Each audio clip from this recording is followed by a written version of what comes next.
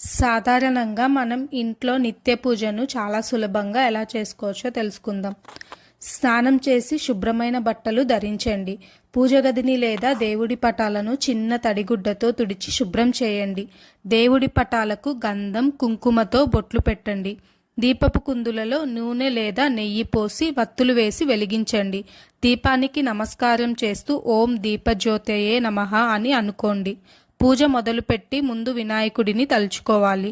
ఓం గం గణపతయే నమః అని 3 సార్లు చెప్పి దేవుడి పటం దగ్గర కొన్ని అక్షింతలు వేయండి.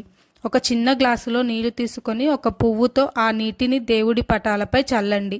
ఇది స్నానం చేయించినట్లు భావన. మీ ఇష్టదైవానికి పూలు లేదా అక్షింతలు సమర్పించండి. ఈ సమయంలో మీకు తెలిసిన దేవుడి నామాలను చదువుకోండి. అగరబత్తులు వెలిగించి దేవుడి పటాల చుట్టూ 3 సార్లు తిప్పి స్టాండ్లో పెట్టండి.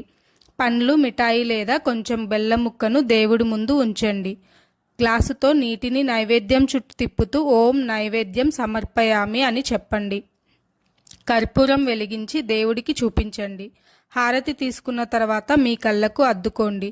2 చేతులు జోడించి నిలబడి మీ మనసులోని కోరికను చెప్పుకోండి. తెలుసో తెలియకో చేసిన తప్పులను క్షమించు అని దేవుడిని కోరుకుంటూ నమస్కారం చేయండి.